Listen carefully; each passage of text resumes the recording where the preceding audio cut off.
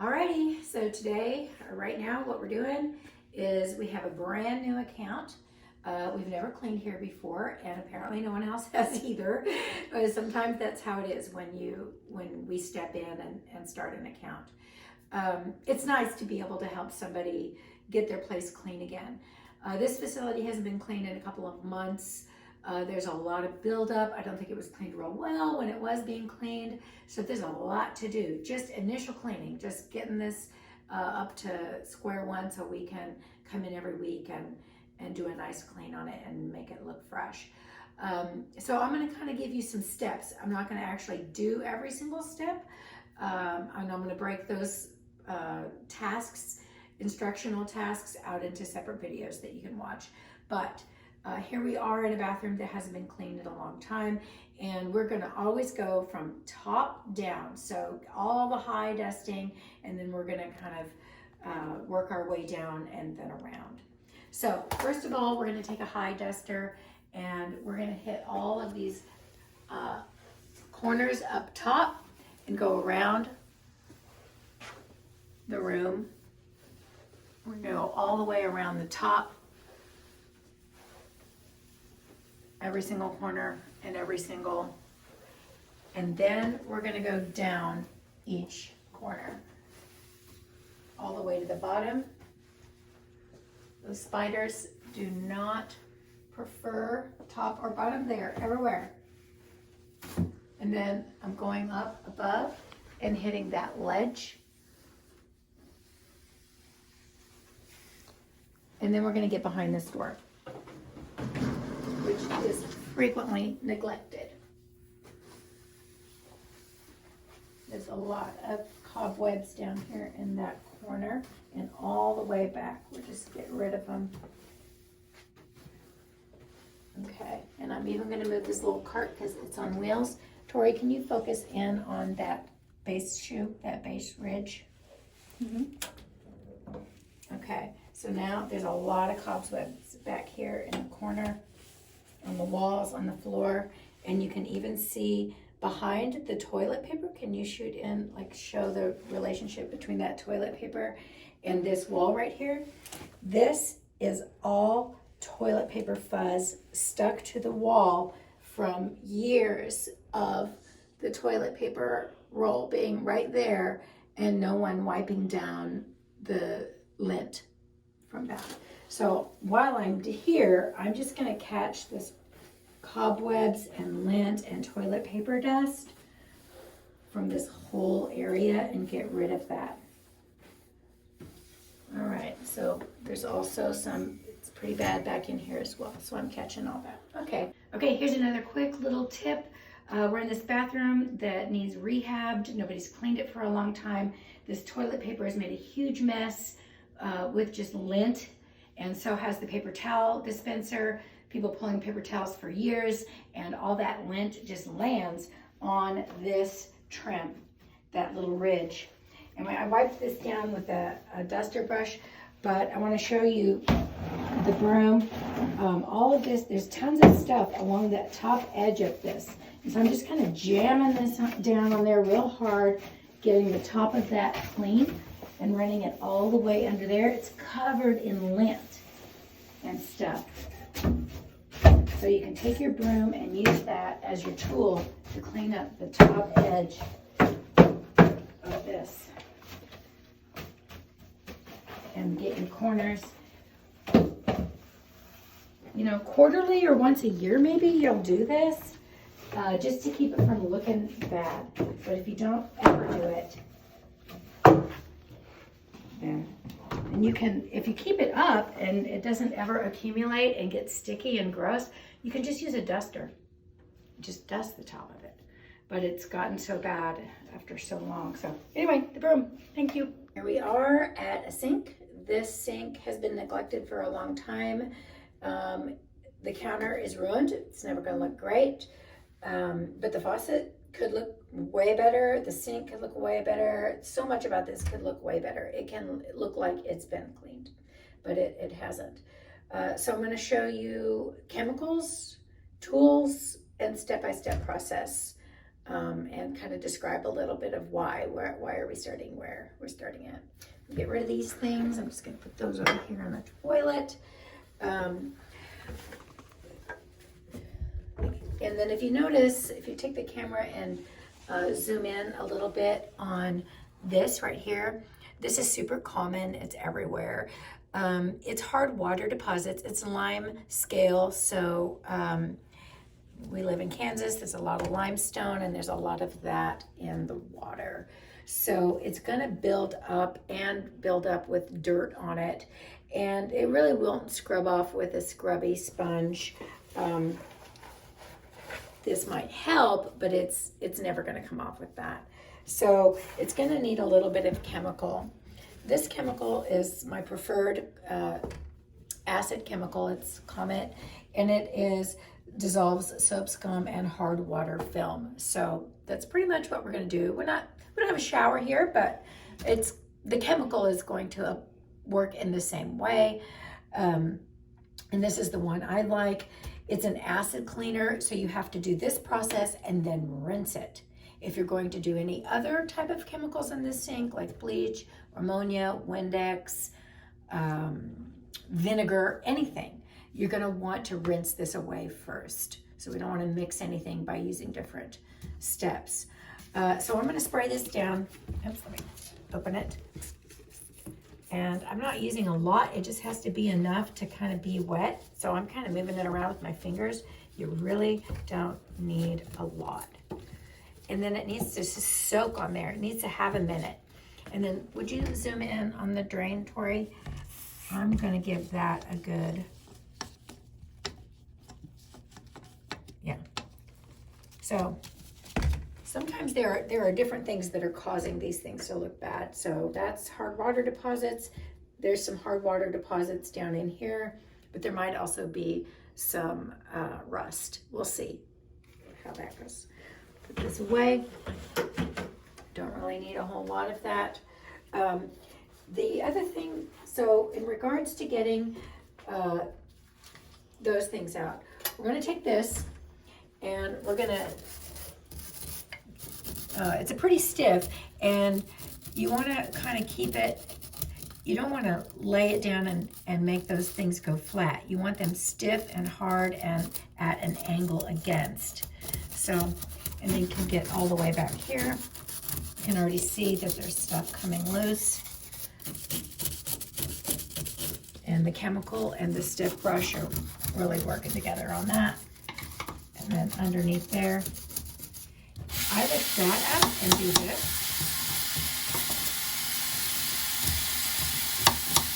This is all hard-wired deposit. I'm gonna lift that up and spray a little more in there.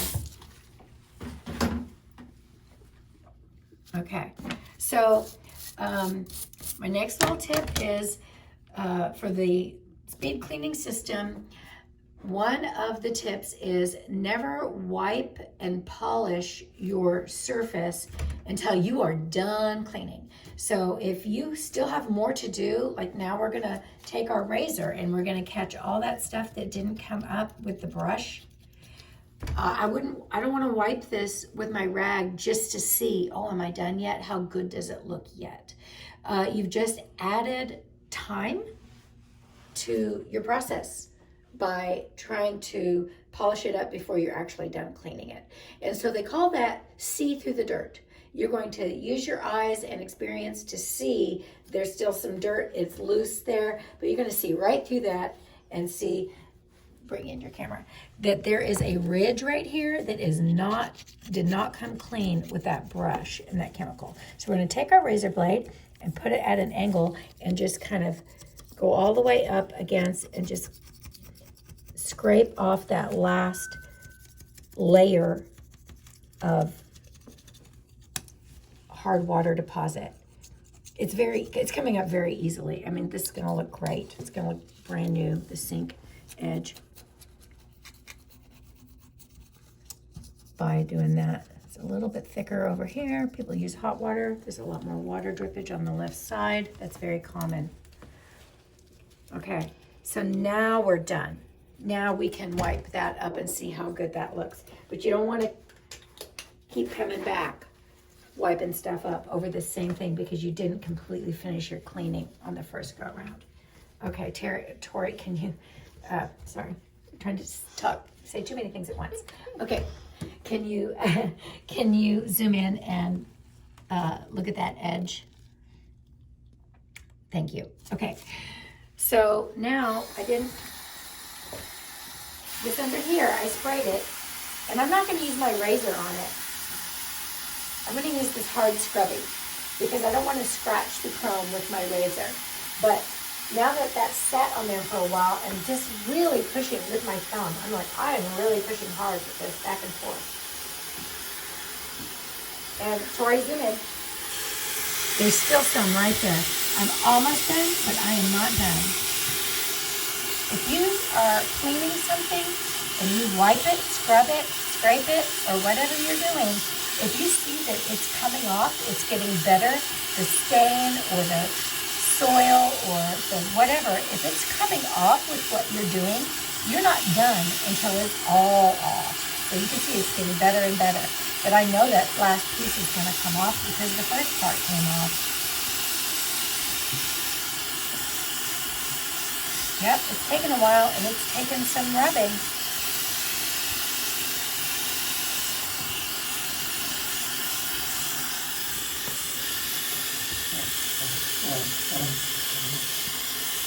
Okay.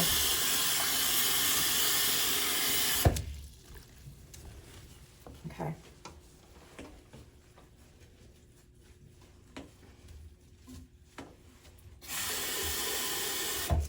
All right, and now there's hard water deposits over here on the chrome. A lot of times there's way more on the left side because of hot water being the preferred. So I'm just gonna take, this has still got some of that Comet acid on it. I'm just scrubbing that. See, this side really doesn't have that much, but there was quite a bit over on the left side that came right off with just the scrub. Okay, sticking that in my left pocket. Just gonna rinse this.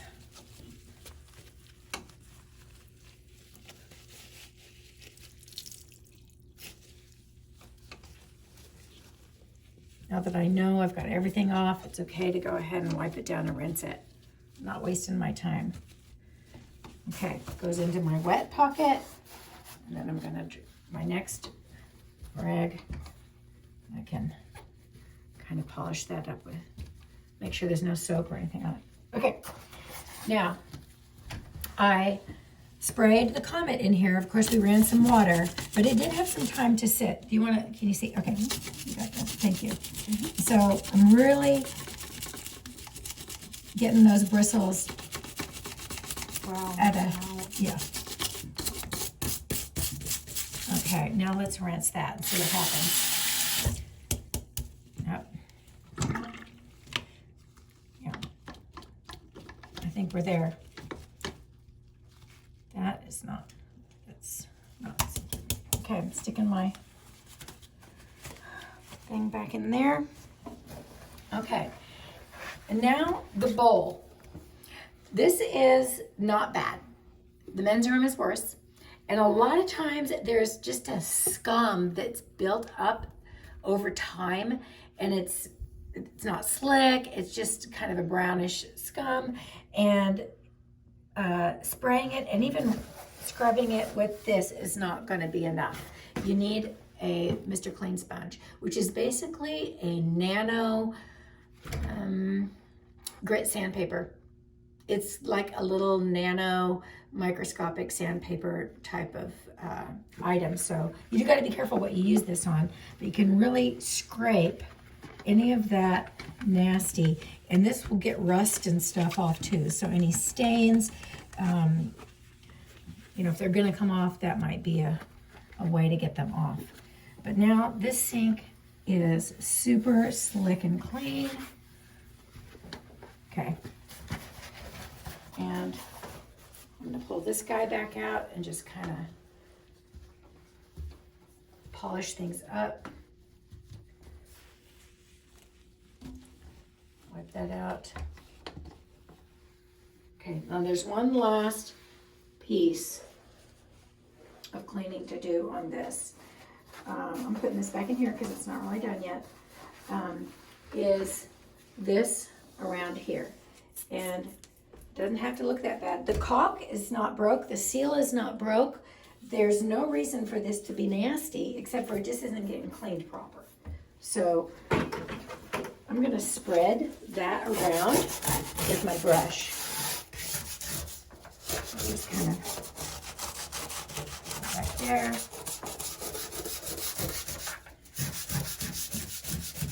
Tori, can you see, like, it's brown. This is nasty. Yeah, okay. Yeah. Sometimes you can tell, you could ask yourself, is what I'm doing helping? Is it making it look better? You can see that the solution is gray and brown, so you know something's happening. Even if you can't see the final product yet, you know it's cleaning. It's gonna look better because of what the nasty stuff, the solution looks like. Okay. And then what you can do is take this, and if there's any hard water deposits, gotta make sure your razor's at an angle. You don't want to stick this real hard and jam it under the caulk and break the seal of the caulk, but you can catch some of this. Okay, so I'm going to take this red rag that I used for my rinsing earlier. Catch that.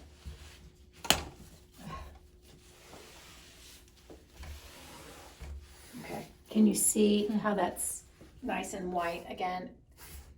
Okay.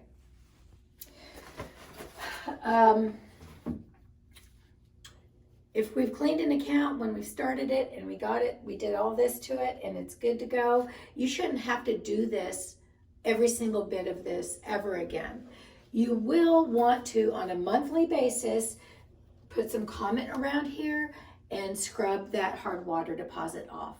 So the third weekend of the month, just give attention to your hard water deposit buildup so that doesn't ever look bad again. And the same with that. Get your grout brush and just run it around in there real quick. None of this will take you more than 2 minutes to do all of it on the third weekend of the month. It's super simple. It has more to do with what chemical you're using and what tool you grab. Most of the time, you can use a sponge and then just Windex it, polish that all up, put some sanitizer on the handle, you're good to go. But once a month, you're going to need to grab a little Comet and your grout brush, and run your grout brush around in that drain, and you've added 30 seconds to your routine, and that's really about it. And we can keep our accounts looking fabulous. Next thing I would do is wipe down this counter. It's not ever going to look great. It's kind of trashed. But since it's the first time we're cleaning here, I'm going to run my thing in there for good measure. It's not going to do a whole lot. I can just tell you right now. It'll look a little better, but it'll just kind of get some of the dust that's settled in there. And then you're going to do the top of that.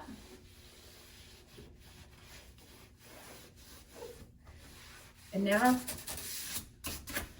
that we've done those items, we can do the mirror. Mirrors always last because you're going to want to splash it. While you're doing all this, you're going to splash it. And so we just want to make sure that it, okay. And so then we're down to a window rag. Just a little bit. We do not want a lot. If this were super bad, yeah, we would maybe need to spray down the mirror. But if you add too much moisture to your rag or the window, you're just going to cause a haze and a fog, and it's going to be hard to get off of there. And if you do encounter like a haze or a fog that doesn't seem to be wiping up, you might need to lighten the pressure of your rag. Don't push hard, just buff it out. Get kind of a dry rag and just buff it. The harder you push, you kind of push that whatever it is onto the glass and make it stick harder. What we've got here though is tons of little, looks like double speck.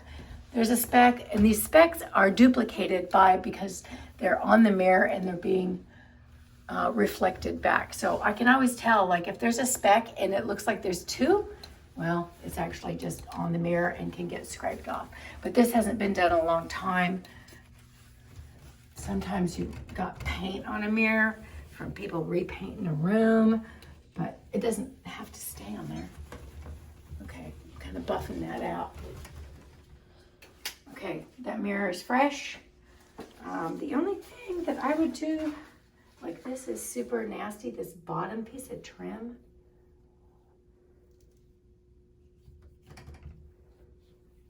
It's got a bunch of stuff on it. All right, that's good. Okay.